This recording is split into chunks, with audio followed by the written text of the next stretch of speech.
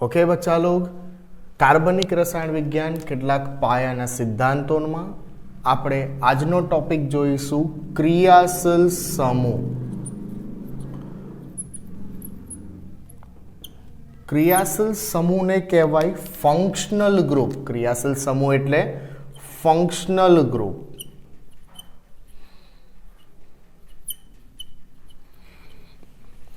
તો ક્રિયાશીલ સમૂહ શું છે? क्रियाशील समूह एटले कोई परमाणु अथवा परमाणुओनो समूह। क्रियाशील समूह ए कोई एक परमाणु होई सके अथवा तो परमाणुओनो समूह होई सके जे संयोजनोनी रासायनिक लाक्षणिकता नक्की करे छे के रासायनिक गुणधर्मो समजावी सके छे।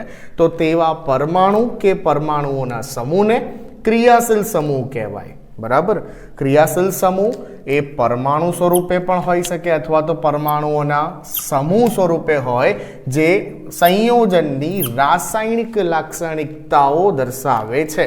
जेम के एक्जाम्पल में बेटा लईए, अपनी पासे क्रियाशील समूह होई सके हेलाइड। बराबर, हेलोजन समूह जेने आपणे एक्स तरीके दर्शावीए छे। एक्स तरीके फ्लोरीन, क्लोरीन, ब्रोमीन अथवा आयोडीन लई शकाय। बराबर,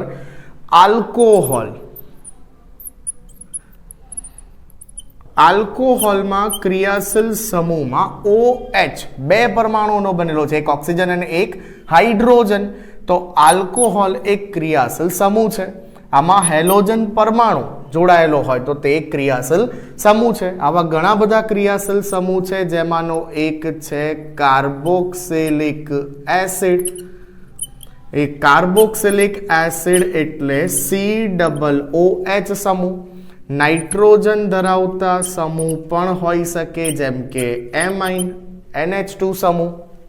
तो आवा घणा बधा क्रियाशील समूह छे के जे परमाणुना अथवा तो परमाणुना समूहना बनेला होय अने आ क्रियाशील समूह ते जुदा जुदा संयोजनोनी रासायनिक लाक्षणिकताओ समजावी सके छे। क्रियाशील समूह समान होय तो तेना रासायनिक गुणधर्मो पण केवा हशे? समान हशे। जो संयोजनोमां क्रियाशील समूह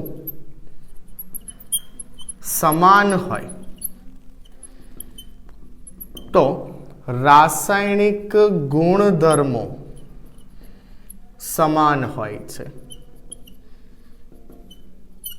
हवे रासायनिक गुणधर्मो समान छे एनो मतलब बेटा ए समान रासायनिक प्रक्रिया आपे छे। समान रासायनिक प्रक्रियाओ आपे छे। बराबर, तो आवा बहु बधा क्रियाशील समूह छे जेने आगळ आपणे नामकरणमां जोईशुं। क्रियाशील समूह बाद जे टॉपिक छे ते समान धर्मी श्रेणीनो छे। समान धर्मी श्रेणी। समान धर्मी श्रेणी ने बेटा होमोलोगस सीरीज तरीके पण ओळखवामां आवे छे। शुं कहेवाय?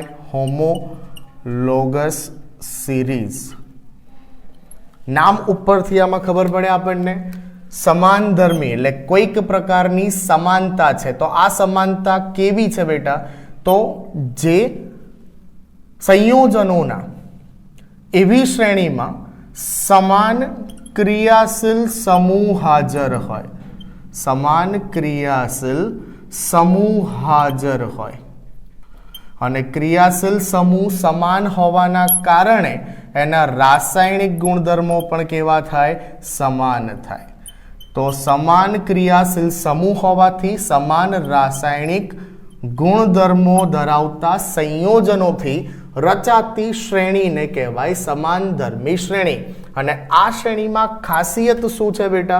तो के तेमां कोई पण बे क्रमिक सभ्यों वच्चे एक कार्बन अने બે હાઇડ્રોજન એટલે કે CH2 નો તફાવત રહેલો છે. બરાબર. તો સમાનધર્મી શ્રેણીની વ્યાખ્યા કેવી રીતે આપી શકાય બેટા? એવા સંયોજનોથી રચાતી શ્રેણી કે જેમાં ક્રિયાશીલ સમૂહ સમાન હોય, રાસાયણિક ગુણધર્મો સમાન હોય અને કોઈ પણ બે ક્રમિક સભ્યો વચ્ચે CH2 નો તફાવત હોય, તો તેવા સંયોજનોથી રચાતી શ્રેણીને સમાનધર્મી શ્રેણી કહેવાય. આ સમાનધર્મી શ્રેણીની જે ખાસિયત કે લાક્ષણિકતાઓ કહી શકાય એ શું છે? કોઈ પણ સમાનધર્મી શ્રેણીમાં એક કાર્બન અને બે હાઇડ્રોજન CH2 નો તફાવત હોય છે. હવે આ તફાવત નિશ્ચિત છે. સમાનધર્મીના કોઈ પણ બે ક્રમિક સભ્યો વચ્ચે CH2 નો તફાવત હોવાથી કાર્બનનો પરમાણુ દળ આપણને ખબર છે 12 છે, હાઇડ્રોજનનું પરમાણુવીય દળ 1 છે. તો આ એક કાર્બન અને બે હાઇડ્રોજન નું જો દળ લઈએ તો એ કેટલું થાય બેટા? 14U થાય. તો કોઈ પણ સમાનધર્મી શ્રેણીના બે ક્રમિક સભ્યો વચ્ચે ના પરમાણુવીય દળનો તફાવત કેટલો હશે? 14U. કારણ કે પરમાણુઓમાં CH2 નો તફાવત છે, એક કાર્બન બે હાઇડ્રોજન, તો દળનો તફાવત કેટલો હશે? પરમાણુવીય દળનો 14U જેટલો મળશે. આ ઉપરાંત આ રાસાયણિક ગુણધર્મો સમાન હોવાથી તેના રાસાયણિક ગુણધર્મો સમાન હોવાથી સમાન પ્રકારે રાસાયણિક પ્રક્રિયાઓ આપે છે. બરાબર. ભૌતિક ગુણધર્મો જુદા જુદા હોઈ શકે, તેમના ભૌતિક ગુણધર્મો જુદા હોય છે. બરાબર. સમાનધર્મી શ્રેણીમાં જો ઉદાહરણ લેવામાં આવે તો આલ્કેન એક સમાનધર્મી શ્રેણી છે. આલ્કેન શું છે બેટા? એક સમાનધર્મી શ્રેણી છે. આલ્કેનને આપણે દર્શાવીએ છીએ RH વડે. આલ્કીન એક સમાનધર્મી શ્રેણી છે. આલ્કીનને દર્શાવાય છે કાર્બન દ્વિબંધ કાર્બન વડે. આલ્કોહોલ ધારો કે લઈએ તો આલ્કોહોલ પણ એક સમાનધર્મી શ્રેણી બનાવે જેને આપણે ROH વડે દર્શાવીએ છીએ. આ R એ આલ્કાઇલ સમૂહ દર્શાવે છે. આલ્કાઇલ સમૂહ. બરાબર. આલ્કેનનું ઉદાહરણ લઈએ. ધારો કે આપણી પાસે જુદા જુદા જે આલ્કેન છે એમાં સૌથી પ્રથમ સભ્ય છે મિથેન. મિથેનનું સૂત્ર બેટા CH4. ત્યારબાદ આલ્કેનમાં બીજું સભ્ય છે ઇથેન, જેનું સૂત્ર છે C2H6. ઇથેન બાદ સભ્ય મળે પ્રોપેન, C3H8. પ્રોપેન પછી કોણ આવે બેટા? Butane, C4H10. આ 4 ઉદાહરણ લઈએ. એમાં મિથેન અને ઇથેન વચ્ચે કાર્બન હાઇડ્રોજનનો તફાવત જો બેટા, એક કાર્બન અને બે હાઇડ્રોજન. ઇથેન અને પ્રોપેન જો, એક કાર્બન અને બે હાઇડ્રોજન. પ્રોપેન અને બ્યુટેન, એક કાર્બન અને બે હાઇડ્રોજન. તો કોઈ પણ બે ક્રમિક સભ્યો વચ્ચેનો જે તફાવત છે એ એક કાર્બન અને બે હાઇડ્રોજનનો હોય. જેવી પ્રક્રિયા મિથેન આપે છે એવી જ રાસાયણિક પ્રક્રિયાઓ ઇથેન, પ્રોપેન અને બ્યુટેન આપે. કોઈ પણ આપણે આવો હોમોલોગસ સિરીઝ કે સમાનધર્મી શ્રેણીને લઈ શકીએ. જેમ કે આપણી પાસે છે આલ્કોહોલ. આલ્કોહોલમાં પ્રથમ સભ્ય છે મિથેનોલ, બીજું સભ્ય છે ઇથેનોલ, ત્રીજું સભ્ય છે પ્રોપેનોલ. તો મિથેનોલનું સૂત્ર દર્શાવાય છે CH3OH વડે. બીજું સૂત્ર ઇથેનોલ CH3CH2OH. આ એનું બંધારણીય સૂત્ર છે અને આણ્વીય સૂત્ર તરીકે દર્શાવી શકાય C2H5OH વડે. પ્રોપેનોલને દર્શાવી શકાય CH3CH2CH2OH. આપણે ક્રમિક સભ્યમાં એક કાર્બન અને બે હાઇડ્રોજન ઉમેરતા જઈએ એટલે કે CH2, તો એના પછીનું સૂત્ર મળશે. એને દર્શાવી શકાય C3H7OH વડે. તો આમાં પણ આલ્કોહોલના કોઈ પણ બે ક્રમિક સભ્ય લઈએ, તેની પહેલાનું કે પછીનું, તો દરેક વચ્ચે તફાવત આપણને હંમેશા એક કાર્બન અને બે હાઇડ્રોજનનો મળશે. અને જો એના આણ્વીય દળનો તફાવત લેવામાં આવે તો એ તફાવત આપણને 14U જેટલો મળે છે. બરાબર. તો આ થયું બેટા સમાનધર્મી શ્રેણી, ક્રિયાશીલ સમૂહ અને સમાનધર્મી શ્રેણી. ત્યારબાદ આપણી પાસે જે પણ સંયોજનો છે, કાર્બનિક સંયોજનો, એને દર્શાવવાની જુદી જુદી પદ્ધતિ છે. આ સૂત્રોને કેવી રીતે દર્શાવી શકાય? તો અણુસૂત્ર સ્વરૂપે દર્શાવી શકાય અથવા તો બંધારણીય સૂત્રો વડે પણ દર્શાવી શકાય.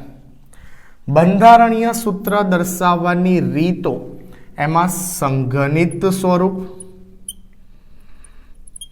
દર્શાવવામાં આવતું હોય છે અથવા તો એનું બંધ રેખા બંધારણ દર્શાવવામાં આવે છે. બંધ રેખા બંધારણ અથવા એનું સામાન્ય જે બંધારણ દર્શાવવામાં આવે છે એ સામાન્ય બંધારણીય સૂત્ર વડે પણ દર્શાવી શકાય. બરાબર. એટલે જુદા જુદા સંયોજનોના આણ્વીય સૂત્ર દર્શાવવાની અલગ અલગ પદ્ધતિ છે. એને ફાચર તરીકે પણ, ફાચર સૂત્ર વડે પણ દર્શાવવામાં આવે છે. આ ફાચર સૂત્ર સામાન્ય રીતે ત્રિપરિમાણીય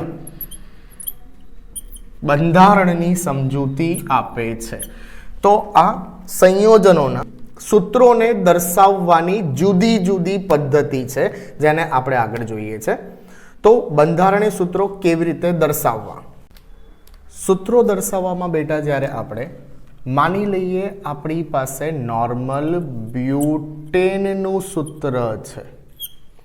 બ્યુટેનમાં કાર્બનની સંખ્યા 4, એટલે એ થાય C4H10. આ જે C4H10 દર્શાવેલું છે તે આણ્વીય સૂત્ર છે, જેમાં કુલ 4 કાર્બન અને 10 હાઇડ્રોજન પરમાણુઓ છે. આ જ બ્યુટેનનું બંધારણીય સૂત્ર કેવી રીતે દર્શાવાય? તો બ્યુટેનમાં આપણી પાસે કુલ કાર્બનની સંખ્યા 4 અને આલ્કેનમાં કાર્બન કાર્બન એકલ બંધ હોય, એટલે આ 4 કાર્બન વચ્ચે દરેકમાં એકલ બંધ છે.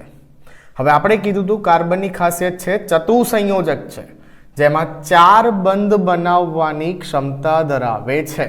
તો આપણે બેટા શું કરીશું?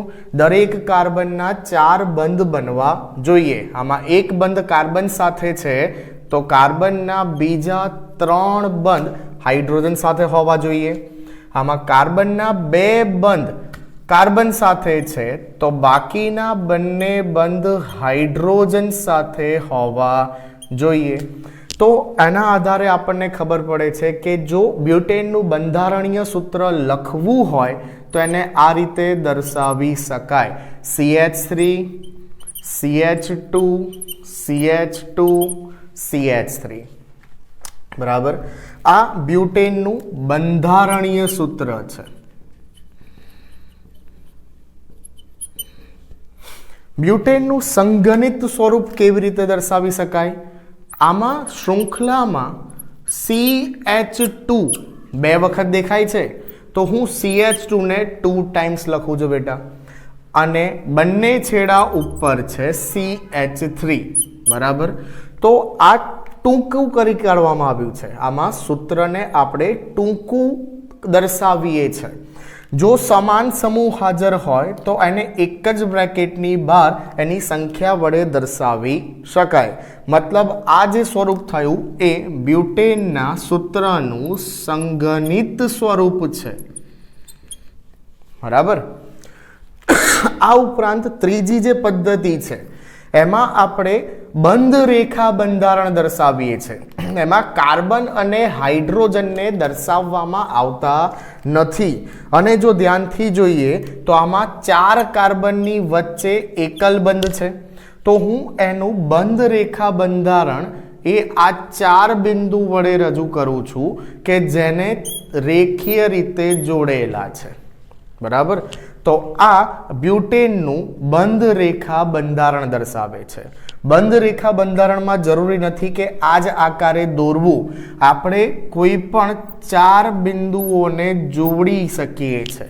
આ દરેક બિંદુ કાર્બન અને તેને અનુરૂપ હાઇડ્રોજન દર્શાવે છે. જેમ કે આમાં છેડા ઉપરના જે બી કાર્બન છે એ દરેક કાર્બન ઉપર 3 હાઇડ્રોજન હોવા જોઈએ, અને આ વચ્ચે જે કંઈ કાર્બન હાજર છે એ કાર્બન ઉપર 2 હાઇડ્રોજન હોવા જોઈએ, કારણ કે ઓલરેડી તેના 2 બંધ કાર્બન સાથે છે. તો આ સૂત્રની અંદર જ્યારે કાર્બન હાઇડ્રોજન દર્શાવવામાં આવતા નથી અને માત્ર તેને બંધ સ્વરૂપે જો દર્શાવવામાં આવે તો તેને બંધ રેખા બંધારણ કહેવાય. બંધ રેખા બંધારણ. તો એક જ સંયોજનને અલગ અલગ રીતે દર્શાવી શકાય, એના આણ્વીય સૂત્ર અને આ એના બંધારણીય સૂત્રો સ્વરૂપે પણ દર્શાવી શકાય. બરાબર. આ ઉપરાંત જે ફાચર સ્વરૂપ દર્શાવવામાં આવે છે એ હું તમને એક કાર્બન માટે સમજાવું. ધારો કે આપણી પાસે મિથેન છે બેટા, મિથેન CH4. મિથેન અણુનો જે આકાર છે એ ત્રિપરિમાણીય છે, ચતુષ્ફલકીય આકાર છે. ચતુષ્ફલકીય આકાર. ચતુષ્ફલકીય આકારમાં જે ઘટક કણોની ગોઠવણી છે એક જ સમતલમાં થયેલી હોતી નથી. બરાબર. એટલે આમાં ત્રિપરિમાણીય આકૃતિ બનશે. કાર્બનની આસપાસ 4 પરમાણુઓ, 4 હાઇડ્રોજન પરમાણુઓ એ ચતુષ્ફલક આકાર બનાવે છે. તો એ દ્વિપરિમાણમાં જો આપણે દર્શાવીશું તો એ દ્વિપરિમાણમાં મિથેન અણુનો આકાર કંઈક આવી રીતે દર્શાવી શકાય. બરાબર. CH4. આમાં મિથેન અણુમાં જેટલા પણ હાઇડ્રોજન, કાર્બન હાઇડ્રોજન બંધ બને છે એ બધા જ બંધ 109 ડિગ્રી 28 મિનિટના છે. તો આ ત્રિપરિમાણ આકારને જો સૂત્ર સ્વરૂપે સમજાવવું હોય તો એના માટે આપણે ફાચર પદ્ધતિનો ઉપયોગ કરીએ છીએ. ફાચર પદ્ધતિમાં બેટા શું સમજૂતી આપે છે? આ કાર્બન ની આસપાસ જોડાયેલા ત્રિપરિમાણમાં આ બંધ એ જોનાર વ્યક્તિ પર આધાર રાખે છે. જો જોનાર વ્યક્તિ ની સામેની તરફ હોય, મતલબ જોનાર વ્યક્તિ તરફનો કોઈ બંધ હાજર હોય તો એ જોનાર વ્યક્તિ તરફના બંધને આપણે વેજ વડે દર્શાવીએ છીએ, આવા ઘન ફાચર વડે દર્શાવીએ છીએ. બરાબર. જોનાર વ્યક્તિ તરફનો જે હાઇડ્રોજન કે બંધ છે એ બંધને આપણે આ ઘન ફાચર વડે અને વેજ કહેવાય, સોલિડ વેજ છે. તો આપણે આ ઘન ફાચર વડે દર્શાવીએ છીએ. કેવા બંધને? જોનાર વ્યક્તિ તરફ રહેલો બંધ. જોનાર વ્યક્તિ તરફના બંધને. બરાબર.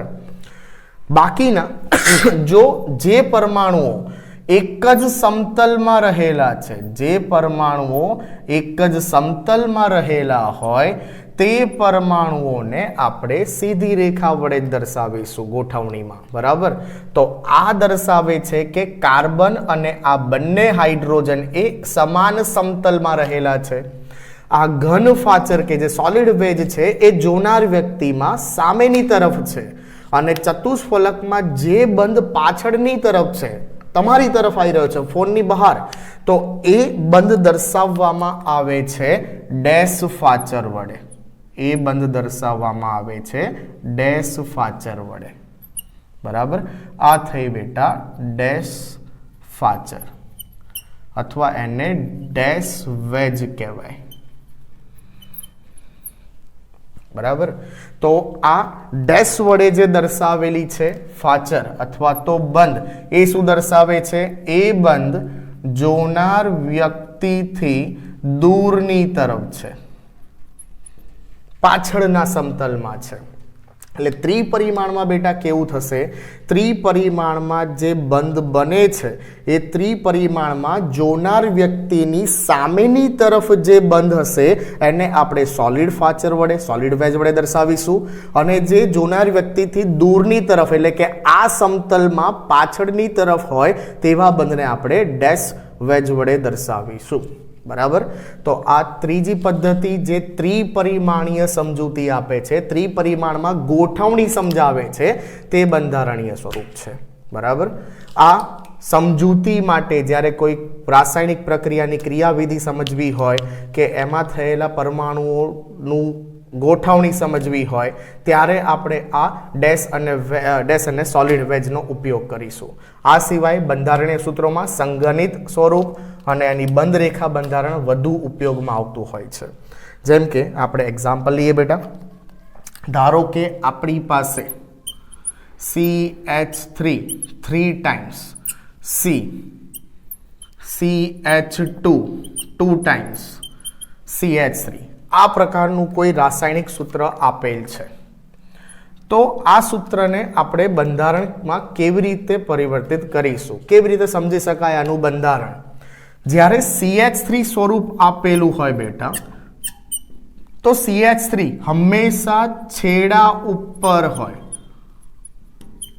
એ ટર્મિનલ પોઈન્ટ છે, એ આપણી શૃંખલાને પૂર્ણ કરે છે. CH3 એ શૃંખલાને પૂર્ણ કરે છે.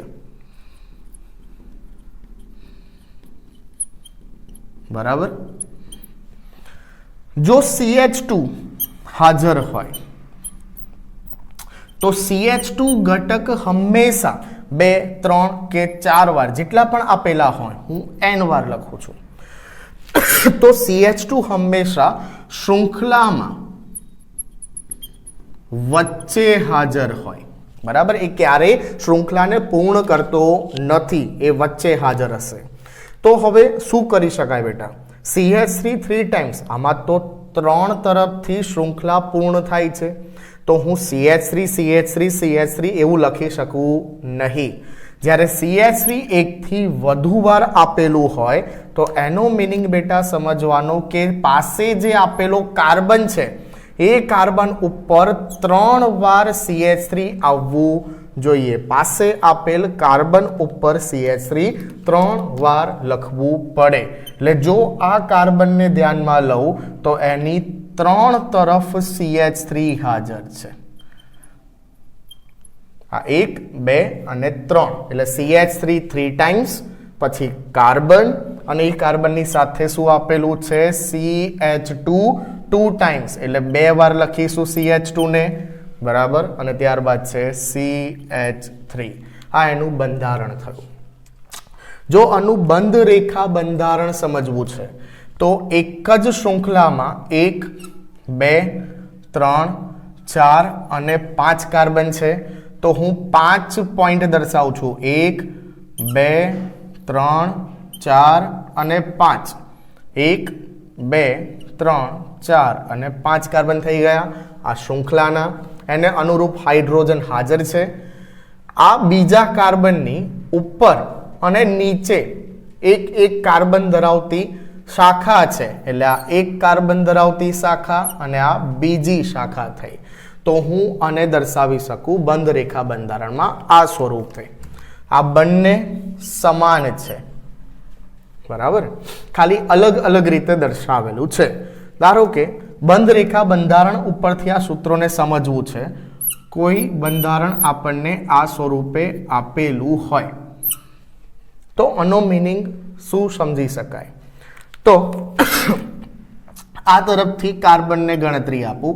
1, 2, 3, 4 અને 5. આપણી પાસે 5 કાર્બનની શૃંખલા છે બેટા. 1, 2, 3, 4, 5. આ છેડેથી બીજા અને ત્રીજા કાર્બન વચ્ચે દ્વિબંધ બનેલ છે.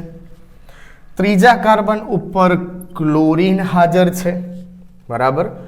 બાકી જે પણ સંયોજકતા છે કાર્બનની એ બધી જ હાઇડ્રોજન વડે પૂર્ણ કરવાની. તો આ કાર્બનનો એક બંધ અને બાકી કુલ 3 બંધ હશે જે હાઇડ્રોજન સાથે હોવા જોઈએ. કારણ કે કાર્બન કેવો છે બેટા? ચતુસંયોજક છે. કાર્બનને 4 બંધ હોવા જોઈએ. તો હવે આ કાર્બનને ધ્યાનમાં લઈએ તો 2 બંધ બને છે, મતલબ એના 2 બંધ હાઇડ્રોજન સાથે હોવા જોઈએ. આ કાર્બનને 1, 2, 3 અને 4 બંધ છે, તો એ કેવા થયા બેટા? એને એક પણ હાઇડ્રોજન જોડાયેલો નથી, ચતુસંયોજકતા પૂર્ણ છે. આ કાર્બનને ધ્યાનમાં લઈએ તો 1, 2 અને 3 એક હાઇડ્રોજન હોવું જોઈએ અને આ કાર્બન પાસે 3 હાઇડ્રોજન હોવા જોઈએ. તો જો આનું સૂત્ર લખીએ તો એ સૂત્ર કેવી રીતે લખી શકાય? CH3 CH2 C Cl દ્વિબંધ CH CH3. આનું સંગણિત સ્વરૂપ આ રીતે પણ દર્શાવવામાં આવે છે. સંગણિત સ્વરૂપને CH3 CH2C પછી બ્રેકેટમાં Cl અને દ્વિબંધ CH3 વડે પણ દર્શાવી શકાય. આ બંને સૂત્રો સમાન છે, બરાબર. આ ઉપરાંત આપણી પાસે કોઈ પણ રાસાયણિક સૂત્ર આપેલું હોય તો એની અંદર રહેલા કાર્બનનું જે વર્ગીકરણ છે એ મુખ્યત્વે 4 રીતે કરી શકાય. કાર્બનનું વર્ગીકરણ 4 રીતે કેવી રીતે થાય? તો કે કાર્બન એ અન્ય કેટલા કાર્બન સાથે જોડાયેલો છે એના આધારે વર્ગીકરણ પ્રાથમિક, દ્વિતીયક, તૃતીયક અને ચતુર્થક સ્વરૂપે કરી શકાય. કાર્બનિક સંયોજનોમાં કાર્બનનું વર્ગીકરણ 4 પ્રકારે થાય. પ્રાથમિક 1 ડિગ્રી વડે દર્શાવાય, દ્વિતીયક 2 ડિગ્રી, તૃતીયક 3 ડિગ્રી અને ચતુર્થક 4 ડિગ્રી વડે દર્શાવી શકાય. આ થયું બેટા પ્રાથમિક, દ્વિતીયક, તૃતીયક અને ચતુર્થક. આ વર્ગીકરણ શેના આધારે છે? તો કે કાર્બન એ અન્ય કેટલા કાર્બન પરમાણુ સાથે જોડાયેલો છે તેના આધારે. કાર્બન અન્ય કેટલા કાર્બન પરમાણુ સાથે જોડાય છે તેના આધારે પ્રાથમિક, દ્વિતીયક, તૃતીયક અને ચતુર્થકમાં વર્ગીકરણ કરી શકાય. જેમ કે આ એક્ઝામ્પલ લઈએ આપણે. એમાં આ કાર્બન 1 એ અન્ય એક કાર્બન સાથે જોડાયેલો હોવાથી તેને પ્રાથમિક કાર્બન કહીશું. આ કાર્બન જે બીજો છે એ 2 કાર્બન સાથે જોડાયેલો હોવાથી તેને દ્વિતીયક કાર્બન કહીશું. આ ત્રીજો કાર્બન પણ અન્ય 2 કાર્બન સાથે જોડાયેલો હોવાથી કેવો છે બેટા? દ્વિતીયક છે. અને આ ચોથો કાર્બન અન્ય 1 સાથે જોડાયેલો હોવાથી પ્રાથમિક કાર્બન છે. તો કાર્બન અન્ય કેટલા કાર્બન પરમાણુ સાથે જોડાય છે તેના આધારે પ્રાથમિક, દ્વિતીયક, તૃતીયક કે ચતુર્થક કાર્બનમાં વર્ગીકૃત કરી શકાય. જેમ કે આ એક્ઝામ્પલ લઈએ બેટા. બંધ રેખા બંધારણ ઉપરથી બહુ સરળતાથી ખબર પડશે. આ જે 5 નંબર પર કાર્બન છે એ અન્ય 1 કાર્બન સાથે જોડાયેલો હોવાથી કેવો હશે? પ્રાથમિક. 4 નંબર પરનો કાર્બન અન્ય 2 કાર્બન સાથે જોડાયેલો હોવાથી દ્વિતીયક છે. 3 નંબર ઉપર કાર્બન એ 2 કાર્બન સાથે જોડાયેલો હોવાથી એ દ્વિતીયક છે. નીચે જે બંધ છે એ તો બેટા ક્લોરીન સાથે છે, કાર્બન સાથે નથી. આપણે કોની સાથે બંધ જોવાનો? કાર્બન સાથેનો. આ દ્વિતીયક કાર્બન હોવો જોઈએ કારણ કે અન્ય 2 કાર્બન સાથે જોડાયેલો છે અને પ્રથમ કાર્બન કેવો છે બેટા? પ્રાથમિક છે. ઓકે બાળકો, જો તમને આ વિડીયો પસંદ આવ્યો હોય તો લાઈક અને શેર કરવાનું ના ભૂલતા અને સાથે જ અમારી વિડીયો ચેનલ પર સબસ્ક્રાઈબ કરો એજ્યુકુલમ. તમે ઇન્સ્ટાગ્રામ અને ફેસબુક ઉપર ફોલો પણ કરી શકો છો. એની લિંક નીચે ડિસ્ક્રિપ્શનમાં આપેલી છે, તો ફોલો કરવાનું ના ભૂલતા.